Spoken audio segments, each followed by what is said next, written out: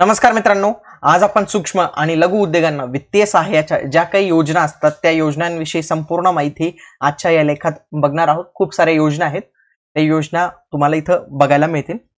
तर इथं योजना दिलेल्या आहेत। याच्यामध्ये पहिली योजना आहे ती सूक्ष्म आणि लघु उद्योगांसाठी क्रेडिट हमी योजना, ज्याला म्हणतात CGTMSE योजना। दुसरी आहे क्रेडिट लिंक कॅपिटल सबसिडी घटक CLCS आणि TU योजना, ही दुसरी। तिसरी आहे खरेदी व विपणन समर्थन योजना, ज्याला PMS योजना असं पण म्हणतात। चौथी आहे पारंपरिक उद्योगांच्या पुनर्जन्मासाठी निधीची योजना। ही जी स्फूर्ती योजना आहे ना, ही ऑलरेडी आपण घेतलेली आहे। ओके, ती ऑलरेडी आपण घेतलेली आहे, पण इथं पण थोडंसं तुम्हाला मटेरियल मिळेल, ते पण तुम्ही वाचू शकता। पुढचा आहे सीड मनी स्कीम आणि त्याच्यानंतर जिल्हा उद्योग केंद्र योजना, कर्ज योजना। तर अशा पद्धतीने आपली ही रूपरेषा असणार आहे। जवळपास 6 योजना आपण बघणार आहोत। इथं सगळे जे आहे तर ती अनुक्रमणिका तुमच्यासाठी इथं देण्यात आलेली आहे। इथं तुम्ही काय करू शकता, जर तुम्हाला जायचं असेल, समजा तुम्हाला जिल्हा उद्योग केंद्रावर जायचं असेल, तर सिंपली क्लिक करायचं, तुम्ही डायरेक्ट जिल्हा उद्योग केंद्र हा जो घटक असेल पीडीएफचा त्याच्यावर जाऊ शकता। ती त्याच्यासाठीच ती अनुक्रमणिका तुम्हाला देण्यात आलेली आहे। तर सुरू करूया आपल्या पहिल्या योजनेला। योजनेचं नाव आहे सूक्ष्म लघु उद्योगांसाठी क्रेडिट हमी योजना। याची सुरुवात सन 2000 सालामध्ये झालेली होती आणि याच्यामध्ये निधीचं प्रमाण जे 4:1 या प्रमाणात राबविण्यात येणार होतं। म्हणजे 4:1 प्रमाण म्हणजे काय असेल की 40 रुपये निधी हा सरकारकडून दिला जाईल। सरकार कुठलं? केंद्र सरकार। आणि 10 रुपये निधी हा सिडबी कडनं देण्यात जाईल। ओके, सिडबी काय आहे हे ऑलरेडी आपण एका व्हिडिओ लेक्चर मध्ये बघितलेलं आहे, ते पण तुम्हाला देण्यात आलेले आहे, ते पण तुम्ही तिथं वाचू शकतात। हे झालं सिडबी, झालं आपलं। हे सिडबी आणि सरकारमध्ये हे 4:1 च्या रेशो मध्ये असेल, म्हणजे 4 रुपये जर यांनी खर्च केला तर 1 रुपये यांच्याकडनं देण्यात येते। हा निधी 11व्या योजनेच्या अखेरीस 2500 कोटी रुपयांपर्यंतचा एवढा वाढल्यानंतर 11वी योजना म्हणजे काय, 11वी पंचवार्षिक योजना। सूक्ष्म लघु मध्यम मंत्रालय आणि भारतीय लघु उद्योग विकास बँक सिडबी द्वारे सूक्ष्म आणि लघु उद्योगांसाठी क्रेडिट गॅरंटी फंड योजना लागू करण्यासाठी ट्रस्टची स्थापना देखील करण्यात आलेली आहे। या योजनेचा उद्देश काय आहे की तृतीय पक्ष हमी मुक्त योजना, म्हणजे काय, थर्ड पार्टी गॅरंटी फ्री, त्याच्यानंतर तारण मुक्त म्हणजे कोलॅटरल फी, पत हमी म्हणजे क्रेडिट निधी उपलब्ध करून देऊन पहिल्या पिढीतील उद्योजकांना स्वयंरोजगारांकडे प्रवृत्त करणे हा या योजनेचा उद्देश आहे। योजनेचा उद्देश काय लक्षात ठेवा। या योजनेमध्ये मुख्य फायदा काय आहेत की थर्ड पार्टी गॅरंटी, त्याच्यानंतर कोलॅटरल शिवाय 2 कोटी रुपयांपर्यंतच्या कर्जावर क्रेडिट गॅरंटी द्यायची गरज नाही। कव्हरेज 75% ते 85% पर्यंत असेल आणि मायक्रो एंटरप्राइजेससाठी 5 लाख रुपयांपर्यंतचं एवढं जे आहे तर ते कर्ज भेटू शकतं। आणि रिटेल जे काही इकॉनॉमिक ऍक्टिव्हिटी असेल त्याच्यासाठी 50% कव्हरेज हा दिला जाणार आहे। थोडीशी आणखी सविस्तर माहिती बघूया। तृतीय पक्ष आणि तारण मुक्त हमी विनामूल्य क्रेडिट सुविधा पात्र संस्थांसाठी जास्तीत जास्त 200 लाख रुपये क्रेडिट सुविधा, म्हणजे काय 2 कोटी रुपये योजनेअंतर्गत हमी पात्र आहेत। अलीकडे गॅरंटी कव्हरेज निवडलेल्या स्मॉल फायनान्स बँका आणि NBFC साठी सुद्धा पात्र केले गेलेले आहेत। क्रेडिट सुविधेच्या मंजुरी योजना 50%, 75%, 80%, 85% पर्यंत गॅरंटी कव्हर विस्तारित आहे। 5 लाख रुपयांपर्यंतच्या कर्जासाठी सूक्ष्म उद्योगांना गॅरंटी कव्हरची मर्यादा 85% आहे आणि प्रति सूक्ष्म लघु उद्योग कर्जदारांना किरकोळ व्यापार क्रियाकल्पासाठी 10 लाख ते 100 लाख म्हणजे काय 1 कोटी रुपयांपर्यंतच्या क्रेडिटसाठी 50% असल्यास कव्हरची मर्यादा असणार आहे। महिलांद्वारे चालवल्या जाणाऱ्या MSME क्षेत्रात किंवा ईशान्य भारतातील जे कर्ज असतील किंवा क्रेडिट असतील या दोघांसाठी कव्हरेजची मर्यादा 80% असेल। डिफॉल्टच्या बाबतीत जवळपास 2 कोटी रुपयांपर्यंतच्या क्रेडिटसाठी कर्ज देणाऱ्या संस्थांकडून वाढवलेल्या रकमेच्या 75% रकमेची पूर्तता केली जाणार आहे।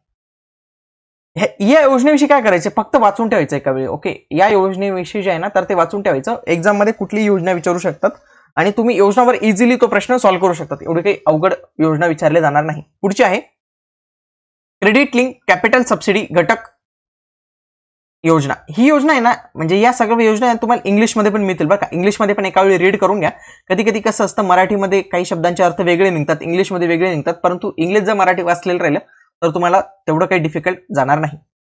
या योजनेचं उद्दिष्ट काय आहे? या योजनेचे उद्दिष्ट MSME मध्ये अत्याधुनिक तंत्रज्ञानासह विस्तारासह त्याशिवाय तंत्रज्ञान सुधारणे सुलभ करणे, नवीन MSME साठी देखील आहे, ज्यांनी 50% आगाऊ भांडवल अनुदान किंवा त्यांनी घेतलेल्या 1 कोटी रुपयांपर्यंतच्या संस्थात्मक वित्तीय पुरवठ्यावर सुविधा स्थापित केल्या आहेत. याच्यामध्ये काय की जे काही त्यांना टेक्नॉलॉजिकल अपग्रेडेशन करायचं असेल त्याच्यासाठी त्यांना मदत केली जाणार आहे. ही योजना स्थापित म्हणजे एक्झिस्टिंग आहे त्यांच्यासाठी आणि ज्या सुधारित तंत्रज्ञान दोघांचा उद्देश असेल, दोघांचा समावेश असेल. 1 कोटी रुपयांपर्यंतच्या संस्थात्मक कर्जांवर 15% सबसिडी, 15 लाख रुपयांपर्यंतच्या कॅप्स म्हणजे काय की मॅक्सिमम 15 लाख रुपयांपर्यंतची सबसिडी भेटणार आहे 1 कोटीच्या कर्जांवर. ओके, पुढे या योजनेमध्ये आपल्याला काही महत्वाच्या गोष्टी भेटतात, बघूया त्या काय आहेत. ओळखल्या जाणाऱ्या क्षेत्रांसाठी, सब सेक्टरसाठी, तंत्रज्ञानासाठी 1 कोटी रुपयांपर्यंतच्या संस्थात्मक पतपुरवठ्यावर 15% आगाऊ अनुदान म्हणजेच 15 लाख रुपयांपर्यंतची अनुदान मर्यादा असेल. त्याच्यानंतर SC ST असतील किंवा ईशान्य भारतातील प्रदेश असतील, डोंगराळ प्रदेश असतील जसं जम्मू काश्मीर, हिमाचल प्रदेश, उत्तराखंड, त्याच्यानंतर अंदमान निकोबार सारखे बेट असतील, लक्षद्वीप बेट असतील, त्याच्यानंतर भारतातील काही ॲस्पायरंट जिल्हे असतील ज्यांना आपण महत्वाकांक्षी जिल्हे म्हणतो. ओके, त्याच्यानंतर LWE म्हणजे काय लेफ्ट विंग एक्स्ट्रीमिस्ट एरिया म्हणजे काय जे आपले नक्षलवादी एरिया असतात त्या जिल्ह्यातील महिला उद्योजक आणि उद्योजकांचा योग्य समावेश सुनिश्चित करण्यासाठी कोणत्याही प्रकारचे प्रकल्प, यंत्रसामुग्री, उपकरणे, तंत्रज्ञानाच्या उन्नतीसाठी अधिग्रहण पुनर्स्थापित करण्यासाठी गुंतवणूक करण्यासाठी अनुदान अनुज्ञेय ठेवण्याचा प्रस्ताव ठेवण्यात आलेला आहे. म्हणजे काय की त्यांच्यासाठी काही निधी जे आहे ना तर तो राखीव ठेवण्यात येईल, त्यांना प्रिफरन्स जे आहे तर ते दिला जाईल कोणाकोणाला इथं सगळं उल्लेख केल्याप्रमाणे. पुढची योजना आहे खरेदी आणि विपणन समर्थन योजना. विपणन म्हणजे काय मार्केटिंग, लक्षात ठेवा. Procurement and marketing support scheme ज्याला PMS स्कीम असं म्हणतात. बघूया काय उद्दिष्ट आहे. MSME क्षेत्रातील सेवा आणि उत्पादनाची बाजारपेठ विकसित करणे हे या योजनेचे उद्दिष्ट आहे. म्हणजे MSME क्षेत्रातील सर्व्हिसेस, त्याच्यानंतर बघा इथं लिहिलेले to enhance the marketability of a product and service in the MSME sector हे उद्देश आहे. विविध विपणन संबंधित विषयांबद्दल प्रवेश उपक्रम, जागरूकता, त्यांना प्रोत्साहन देणे, E marketing, GM portal, GST इत्यादी संबंधित विषयांबाबत जागरूकता निर्माण करणे हे सुद्धा याचे उद्दिष्ट आहे.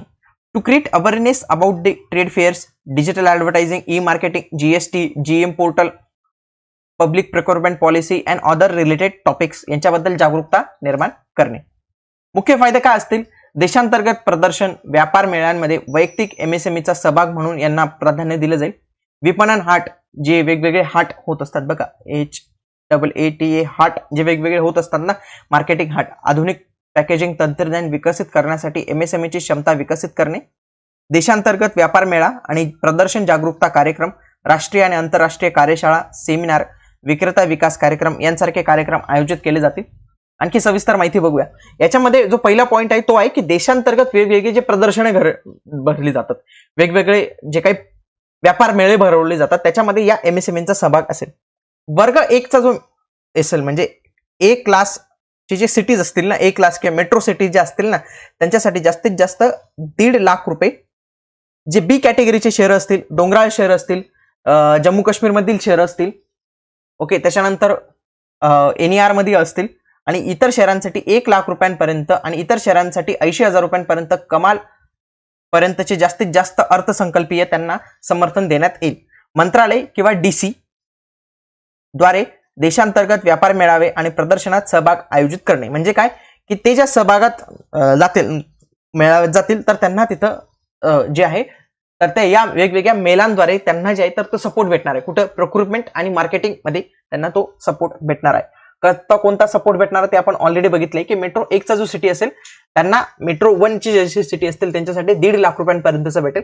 B कॅटेगरीची सिटी असेल त्याला 1 लाख रुपयापर्यंतच असेल आणि 80,000 चे इतर जे असतील त्यांच्यासाठी. जाहिरात आणि प्रसिद्धीसाठी जास्तीत जास्त अर्थसंकल्पीय समर्थन आणि कार्यक्रमासाठी जागा भाडे खालील प्रमाणे राहील. म्हणजे समजा आता वेगवेगळे व्यापार मेले लागतील त्याच्यासाठी काहीतरी जागा तिथं भाड्यावर घ्यावी लागेल त्यांना, तर त्यासाठी कसे राहील की रिजनल जर एखादा कार्यक्रम असेल त्याच्यासाठी 30 लाख रुपयांपर्यंतच असेल, राष्ट्रासाठी 40 लाख रुपयेपर्यंत, आंतरराष्ट्रीय अधिकार प्राप्त समितीने ठरवल्याप्रमाणे खर्च विभागीय मान्यतेच्या अधीन असेल. आधुनिक पॅकेजिंग तंत्रज्ञानात MSME क्षमता विकसित करणे. MSME युनिटसाठी ग्रीन पॅकेजिंग कन्सल्टन्सीसाठी जास्तीत जास्त 1.5 लाख रुपयांपर्यंतचे आणि सामान्य पॅकेजिंगसाठी 1 लाख रुपयांपर्यंतचे जास्तीत जास्त बजेट समर्थन देण्यात येईल. विपणन हाटचा विकास. नवीन MSME हाटच्या विकासासाठी कमाल 50 लाख रुपयांपर्यंतचे जास्तीत जास्त अर्थसंकल्पीय सहाय्य करण्यात येईल. विद्यमान मार्केटिंग हाटच्या नूतनीकरण आणि अपग्रेडेशनसाठी जवळपास 20 लाख रुपयांपर्यंतचं त्यांना मदत करण्यात येईल. विक्रेता विकास कार्यक्रमाअंतर्गत राज्यस्तरीय विक्रेता विकास कार्यक्रम ज्याला SLVDP म्हणतात, जास्तीत जास्त 1 लाख रुपयांपर्यंतचे ए कॅटेगरीचे शेअर जे असतील तर तिथे जास्तीत जास्त 10 लाख रुपयांपर्यंतचं आणि इतर शेअर असतील तर तिथं 7 लाख रुपयांपर्यंतचं किमान अर्थसंकल्पीय समर्थन दिलं जाणार आहे. आंतरराष्ट्रीय सेमिनार राष्ट्रीय कार्यशाळा, राष्ट्रीय सेमिनार कार्यशाळासाठी जास्तीत जास्त 5 लाख रुपयांपर्यंतचं या वास्तविक यापैकी जे कमी असेल आणि आंतरराष्ट्रीय कार्यशाळेसाठी जवळपास 7.5 लाख रुपयांपर्यंतचे कमाल किंवा वास्तविक जे कमी असेल ते तेवढं अर्थसंकल्पीय सहाय्य दिलं जाणार आहे. वेगवेगळे जागरूकता कार्यक्रम असेल त्यावेळी जवळपास 70,000 रुपयांपर्यंतचे कमाल अर्थसंकल्पीय समर्थन दिलं जाणार आहे. पुढची योजना जी आहे पारंपरिक उद्योगांच्या पुनर्जन्मासाठी निधीची योजना, ज्याला स्फूर्ती अशी योजना म्हटलं जातं. ही योजना MSME मंत्रालयाने 2005 मध्ये सुरू केलेली होती. या योजनेचे उद्दिष्ट आहे की जे पारंपरिक कारागीर आहेत, उद्योजक आहेत, त्यांना क्लस्टरमध्ये स्थापन करणे आणि त्यांना दीर्घकालीन शाश्वत उद्दिष्टासाठी स्पर्धात्मकता दिशेने पाठबळ देणे. याच्यामध्ये त्यांना काय काय फायदे होतील? एक, की पारंपरिक कारागिरांना शाश्वत रोजगार देण्यासाठी या योजनेद्वारे सक्षम केलं जाईल. भारत सरकार 500 पेक्षा जास्त कारागिरांना 5 कोटी आणि 500 कारागिरांसाठी जवळपास 2.5 कोटी रुपयांपर्यंतची मदत करेल. क्लस्टरमध्ये CFC प्रशिक्षण, अद्ययावत मशीन इत्यादी पायाभूत सुविधा उभारण्यास त्यांना सक्षम केलं जाणार आहे. या योजनेअंतर्गत पारंपरिक उद्योग आणि कारागिरांना शाश्वत रोजगार प्रदान करण्यासाठीचे समर्थन दिले जाणार आहे. याच्यामध्ये एक, CFC अद्ययावत मशीन, भौतिक पायाभूत सुविधा इत्यादींसाठी कठोर हस्तक्षेप केला जाणार आहे. कठोर हस्तक्षेप म्हणजे त्याच्यात जास्तीत जास्त फोकस दिला जाणार आहे. त्याच्यानंतर वेगवेगळे जे मार्केट प्रमोशन उपक्रम होतात, कौशल्य विकास होतात, त्याच्यामध्ये सॉफ्ट इंटरव्हेन्शन असणार आहे. ओके, मग या हार्ड इंटरव्हेन्शन प्रोग्राम आणि सॉफ्ट इंटरव्हेन्शनचा जो संपूर्ण खर्च असेल, याच्यात सॉफ्ट इंटरव्हेन्शनचा संपूर्ण खर्च हा 90% आर्थिक मदत त्यांना दिली जाणार आहे. पुढची एक महत्वाची स्कीम आहे जिचं नाव आहे सीड मनी स्कीम. सीड मनी स्कीम ही एक योजना आहे जी पंतप्रधान रोजगार निर्मितीच्या कार्यक्रमाचा एक भाग आहे. ही जी पंतप्रधान रोजगार निर्मिती कार्यक्रम आहे हा आपण ऑलरेडी एका योजनेत जे आहे तर ते या दोघी योजना आपण कव्हर केलेल्या आहे. मुख्यमंत्री रोजगार निर्मिती योजना पण आपण कव्हर केलेली आहे. तर सीड मनी स्कीम ही कोणत्या योजनेच्या अंतर्गत आहे असा जर प्रश्न आला तर तो काय उत्तर आहे त्याचं? प्रधानमंत्री रोजगार निर्मिती योजनेच्या अंतर्गत ही स्कीम येते. महाराष्ट्रात लागू करण्यात आलेली ही योजना बेरोजगार तरुणांना त्यांच्या कमाईचे स्रोत म्हणून स्वयंरोजगार घेण्यास प्रभावित करते आणि प्रेरित करते. म्हणजे याच्यात काय केलं जातं की बेरोजगार तरुणांना रोजगार नाही दिला जात, ते कशा पद्धतीने स्वतःचा रोजगार स्वतः तयार करू शकतील याच्यासाठी त्यांना प्रोत्साहन दिलं जातं आणि याच्यासाठी त्यांना प्रेरित केलं जातं. MSME बेरोजगार व्यक्तींना सॉफ्ट लोन प्रदान करते. लक्षात ठेवा, सॉफ्ट लोन प्रदान करते जेणेकरून ते खर्च सामायिक करू शकतात आणि त्यांच्या व्यवसायाची उत्कृष्ट सुरुवात करू शकतात. इथं त्यांना सॉफ्ट लोन दिलं जातं. सॉफ्ट लोन म्हणजे काय असतं? सॉफ्ट लोन आणि हार्ड लोन मध्ये काय फरक असतो? सॉफ्ट लोन म्हणजे जिथं व्याजदर अत्यंत कमी असतं. हार्ड लोन म्हणजे काय की जिथं मार्केटच्या प्रचलित दरांपेक्षा जे व्याज असतं ते जास्त असतं. परतफेड धोरणे खूप परवडणारी आहेत आणि परतफेडीच्या वेळी त्यांच्यासाठी ओझे बनत नाही. मुख्य प्रशासकीय संस्था ही PMEG प्रमाणेच आहे. योजना ग्रामीण आणि शहरी या दोघी भागांसाठी. असा जर प्रश्न आला की सीड स्कीम योजना ही कोणत्या भागासाठी मर्यादित आहे, म्हणजे असं पण येऊ शकतं की फक्त ही ग्रामीण भागासाठी आहे, फक्त ही शहरी भागांसाठी आहे, तर ही ग्रामीण आणि शहरी अशा दोन्ही भागांसाठी ही योजना राबविण्यात येते. योजनेचे उद्दिष्ट काय? योजनेचे उद्दिष्ट आपल्याला माहिती आहे की बेरोजगार व्यक्तींना संस्थात्मक वित्त मिळवण्यासाठी मार्जिन मनीचा काही भाग पूर्ण करण्यासाठी सॉफ्ट लोन देऊन सेवा, उद्योग आणि व्यवसायाच्या माध्यमातून स्वयंरोजगार उपक्रमांना प्रोत्साहित करणे. या योजनेचे काही महत्त्वाची वैशिष्ट्ये बघूया. उद्योग, सेवा आणि व्यावसायिक उपक्रमांसाठी 25 लाख रुपयांपर्यंतच्या कर्जाच्या प्रकल्पासाठी ही योजना निधी देते. तुमचा जर काही प्रोजेक्ट असेल आणि त्याची कॉस्ट ही 25 लाखाच्या आतच येत असेल तर तुम्हाला या योजनेअंतर्गत सॉफ्ट लोन भेटू शकतं. सीड मनी वित्तीय संस्थांनी मंजूर केलेल्या प्रकल्प खर्चाच्या 15% मदत देते. म्हणजे समजा जर तुमचा 10 लाखचा एक प्रोजेक्ट असेल तर त्याच्या 15% जे काही असेल त्याचं म्हणजे 1.5 लाख रुपयेचं तुम्हाला आर्थिक सहाय्य तिथं मिळू शकतं. ज्या प्रकल्पांची किंमत 10 लाख रुपयांपर्यंतचा आहे त्या प्रकल्पामध्ये सामान्य प्रवर्गासाठी 15%, म्हणजे जनरल कॅटेगरीसाठी, अनुसूचित जाती जमाती, NT, OBC, VT, अपंगांसाठी 25% 20% मदतीचे प्रमाण आहे. 20% मदतीचं प्रमाण आहे. 15% हे जनरल कॅटेगरीसाठी आणि 20% या इतर कॅटेगरीसाठी. योजनेद्वारे जवळपास 3.75 लाख पर्यंतचा सीड मनी घटक उपलब्ध करून दिला जातो. या योजनेच्या माध्यमातून प्रकल्प खर्चाच्या 75% एवढं बँक कर्ज तुम्हाला दिलं जातं. सीड मनीचा व्याजाचा दर 6% आहे आणि जर कर्जदाराने नियोजित वेळेत नियमित अंतराने परतफेड केली तर कर्जदारा व्याजात 3% सवलत मिळते. त्यामुळे त्याला फक्त 3%च व्याज द्यावे लागते. बघा इथं काय म्हटलेलं आहे, यात थोड्याशा काही पात्रता समजून घेणं गरजेचं आहे. पात्रतेमध्ये असं म्हटलंय की तुम्हाला तुमच्या प्रोजेक्ट कॉस्टच्या फक्त 75% एवढंच तुम्हाला कर्ज भेटणार आहे. म्हणजेच काय की जर 10 लाखाचा प्रोजेक्ट असेल तर तुम्हाला फक्त 7.5 लाखाचंच कर्ज भेटेल, बाकीचे तुम्हाला घरून टाकावे लागतील. ठीक आहे. याच्यामध्ये काय म्हटलं की याच्यावर 6% एवढा व्याजदर असेल, परंतु हा 6% कधी असेल जर तुम्ही नॉर्मल कर्ज फेड करत असाल. जर तुम्ही नियमित आणि टाइम टू टाइम जर कर्ज फेड केलं तर याच्यात तुम्हाला परत 3% एवढा डिस्काउंट मिळणार आहे. म्हणजे जर तुमचं नेट इंटरेस्ट जर बघितला तर तो 3% असणार आहे. जर हप्ता वेळेत भरला नाही तर त्यावर 1% दंडात्मक व्याज लागू होईल. म्हणजे काय या 6 आहे ना 7% एवढं व्याज तुम्हाला लागू होणार आहे. उद्योग प्रकरणासाठी कर्जाची परतफेड 3 वर्षांनी 4 वार्षिक हप्त्यांमध्ये सुरू होते आणि इतर प्रकारांमध्ये कर्जाचा लाभ घेतल्यानंतर 6 महिन्यानंतरच परतफेड सुरू होते. म्हणजेच काय तुम्ही ऑलरेडी एक इंडस्ट्री उभारत आहात, त्याच्यासाठी तर वेळ लागेल ना. तर जर तुम्हाला लगेच जर व्याज सुरू झालं तर तुम्ही कशा पद्धतीने ते व्याजाची परतफेड करणार. म्हणून याच्यात सांगितलेले आहे की जर उद्योग प्रवर्गातील तुमचा कुठलाही प्रकल्प असेल तर त्याचे हप्ते कधीपासून चालू होतील तर 3 वर्षानंतर चालू होतील आणि 4 वार्षिक हप्ते असतील. आणि इतर जे काही प्रोजेक्ट असेल वेगवेगळा तर त्याच्यासाठी 6 महिन्यानंतरच तुम्हाला जे आहे तर ते कर्जाची परतफेड करणं गरजेचं आहे. म्हणजे काय ते हप्ते तुमचे चालू होऊन जाणार. पात्रता निकष काय ते समजून घेऊया. योजनेचे लाभार्थी होण्यासाठी तुमच्याकडे खालील मानके म्हणजे खालील काही इलिजिबिलिटी क्रायटेरिया असणं गरजेचं आहे. 1. व्यक्तीचं वय 15 ते 18च्या दरम्यान असावे. इयत्ता 8वी पास असणं गरजेचं आहे. 15 वर्षापेक्षा जास्त तो राज्याचा रहिवासी असणं गरजेचं आहे आणि व्यक्ती ही बेरोजगार कॅटेगरीमध्ये नोंदणीकृत असली पाहिजे. योजनेचे फायदे काय होतील बघा. जर प्रकल्पाची किंमत 25 लाख असेल, व्यवसाय सेवा उद्योग अंतर्गत येणारे प्रकल्प या योजनेअंतर्गत समाविष्ट असतील. एकूण प्रकल्पाच्या 15% अर्थसहाय्य भेटणार आहे. तुम्हाला 15% अर्थसहाय्य भेटेल. खुल्या प्रवर्गासाठी आणि एकूण प्रकल्प खर्चाच्या 15% सरकार देणार आहे. आरक्षित वर्गांसाठी 20% दिले जाणार आहे. एकूण खर्चाच्या 75% तुम्हाला लोन मिळणार आहे. 6% व्याजदर असणार आहे. नियमित कर्जफेड केल्यास 3% तुम्हाला आणखी त्याच्यावर कमी केला जाणार आहे. 3 वर्षांपर्यंतचं कुठलंही तुम्हाला कर्ज परतफेड करायची गरज नाही.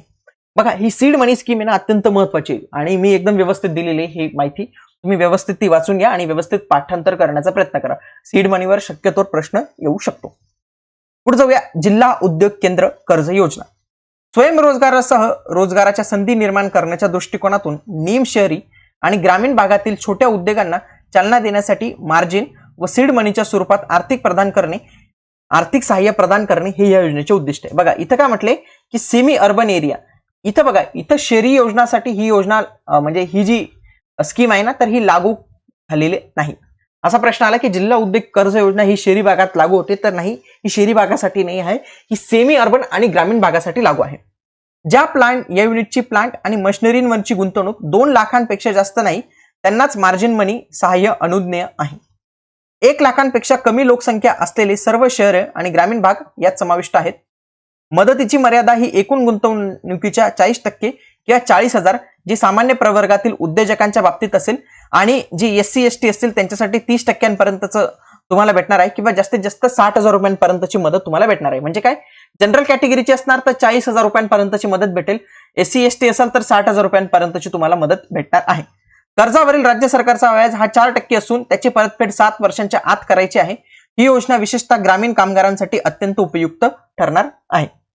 अशा पद्धतीने आजच्या या व्हिडिओमध्ये आपण काय केलं, सूक्ष्म व लघु उद्योगांना वित्तीय सहाय्याच्या ज्या काही योजना होत्या त्यांच्याविषयी आपण माहिती करून घेतलेली आहे. ठीक आहे.